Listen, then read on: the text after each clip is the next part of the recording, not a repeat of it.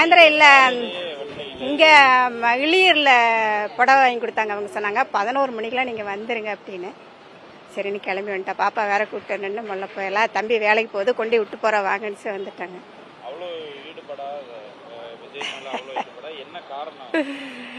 காரணம் அவர் வரணுங்க. எங்களுக்கெல்லாம் நாங்கள் எத்தனையோ கஷ்டப்பட்டுட்டோம்.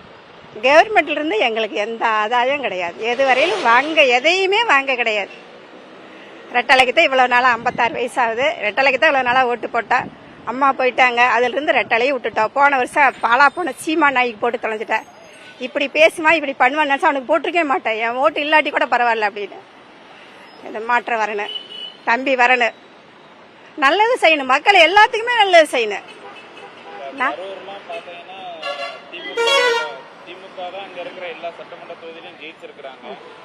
செந்தில் பாலாஜி ஒரு வலிமையான நபரா இருக்காரு இந்த தொகுதியில. அவரெல்லாம் எதிர்த்து இந்த தொகுதியில ஜெயிச்சிட முடியும். நல்ல தாராளமா வருவாருங்க.